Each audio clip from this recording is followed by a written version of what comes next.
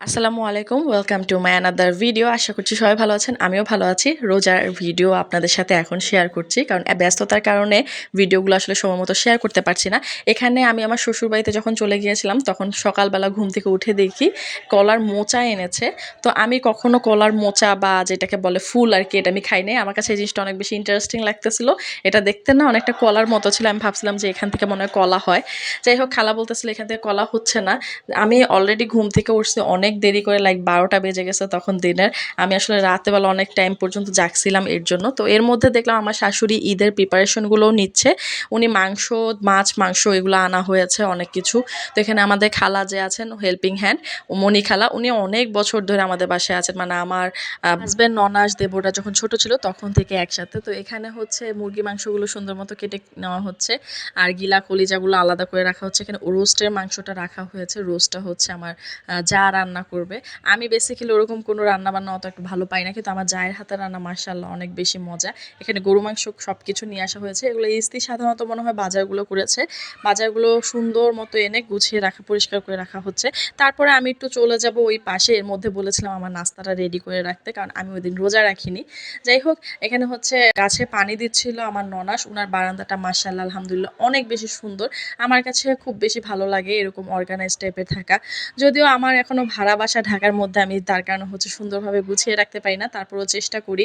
আর আমি গাছে ইন্সপিরেশনটা পেয়েছি তাদের কাছ থেকে। আমার গাছের প্রতি আগে কোনো ওরকম নেশা ছিল না, এটা আপনারা অনেকেই আমার ভিডিও দেখে বুঝতে পেরেছেন, কারণ আমি এখন অনেক মাশাআল্লাহ করে সুন্দর গাছ লাগাতে পারি। যাই হোক, এই গাছটা কিন্তু আমার আছে। এখানে আপুর গাছগুলো একটু আগাছা বের হয়ে গিয়েছিল, এগুলো একটু দেখছিলাম। আর আপু খুব অর্গানাইজড একজন পার্সন, সে চেষ্টা করে তার বাসাটাও অনেক সুন্দরভাবে গুছিয়ে রাখার। আমি তার থেকে এখন সুন্দর সুন্দর আইডিয়াগুলো নিই। আমি কিন্তু হোম ডেকোরেশনের জিনিসগুলো আপুর থেকে ম্যাক্সিমাম জিজ্ঞেস করে নেই। আপু হচ্ছে অনেক সুন্দর করে ঘরগুলো সাজিয়ে রাখে। এখানে ওয়াল বোর্ডগুলো অনেক বেশি সুন্দর লাগছিল। আপু কিন্তু এই জানালাটা হচ্ছে নিজে বানিয়েছে বলতে এক্সট্রা যে কাঠ থাকে ওগুলো দিয়ে বানিয়েছে। আর আপনারা আপুর এই ভিডিওসগুলো অনেক বেশি পছন্দ করেন, যার কারণে হচ্ছে একটু একটু করে আপনাদের সাথে আসলে শেয়ার করতে আমারও অনেক বেশি ভালো লাগে। আমার হচ্ছে এই পাশটাতে একটু কম আসা হয়, যেহেতু আমরা ওই পাশে ফ্ল্যাটে থাকি এর জন্য।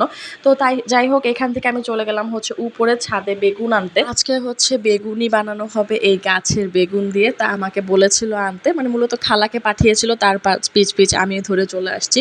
তো এখানে ছাদটা খুলে সুন্দর মতো আমি ভিতরে চলে গেলাম, এবং বাগানের অবস্থা মোটামুটি আগের মতো নেই বলতে গেলে, মানে মোটামুটি আলহামদুলিল্লাহ যা আছে তাই আছে। কারণ যেহেতু আমার শাশুড়ি অসুস্থ, উনি আসলে উপরে ছাদে ওরকমভাবে উঠতে পারে না। দেখা যায় যে একদিন 2 দিন উঠলে আর ওভাবে ওঠাই হয় না, কারণ শাশুড়ি অনেক বেশি অসুস্থ হয়ে যায়, যেহেতু এখন বয়স হয়েছে। তো সুন্দর মতো আমি হচ্ছে বেগুনগুলো কেটে নিচ্ছিলাম, মানে ছিঁড়ে নিচ্ছিলাম। আর বেগুন গাছে যে কাটা থাকে, সত্যি আমার এটা একদমই জানা ছিল না। এখানে পুটুস করে একটা কাটা আমার হাতের মধ্যে বিঁধে যায়, আর আমি এত বেশি ব্যথা পাই যেটা বলার বাহিরে। মানে আমার খুব ভয় লাগতেছিল।